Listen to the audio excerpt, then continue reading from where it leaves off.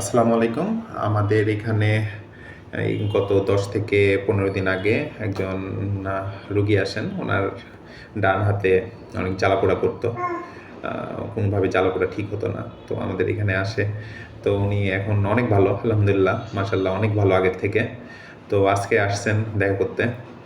তো দেখি আমরা আপুর হাসব্যান্ডের কাছ থেকে একটু শুনি। আপু একটু পর্দা করেন। তো আপুর হাসব্যান্ডের কাছ থেকে আমরা শুনবো যে ওনারা কি হয়েছিল না হয়েছিল। হ্যাঁ ভাইয়া, আপনার তো এখানে আসছিলেন। এখানে আমাদের এখানে কি সমস্যার জন্য আসছিলেন, কি হয়েছিল না হয়েছিল একটু যদি বলতেন। আচ্ছা, আমি তো আমার ওয়াইফের কিছুদিন যাবত আর কি ডান হাতটা ঝিঝি করতো, জি। সবসময় ঝিঝি করতো কন্টিনিউয়াসলি। তো ওর খুব কষ্ট হতো এই ব্যাপারটার জন্য, আর আমি কয়েকটা জায়গায় ডাক্তার দেখিয়েছি, তো কোনো ভালো সলিউশন পাইনি। তো ও আমার আমার বাসা টাঙ্গায়, তো সেক্ষেত্রে আমরা হঠাৎ করে ঢাকায় মুভ করি। তো আমি ভাবলাম যে ঢাকায় ডাক্তার দেখাই।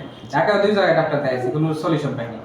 পরে আশেপাশে ডাক্তার খুঁজতে খুঁজতে খুঁজতে খুঁজতে পরে একটা সন্ধান পেলাম, কোনো মাধ্যমে একটা সন্ধান পেলাম। পরে এই জায়গায় সে ভাইকে দেখাইলাম। এই জায়গাটা কি আমাদের সুস্বাস্থ্য, আমাদের সুস্বাস্থ্য, আমাদের সুস্বাস্থ্যের কথা জেনে আমাদের সুস্বাস্থ্যে আসলেন তাই তো? হ্যাঁ, তারপরে আমাদের সুস্বাস্থ্যতে আসলাম। জি।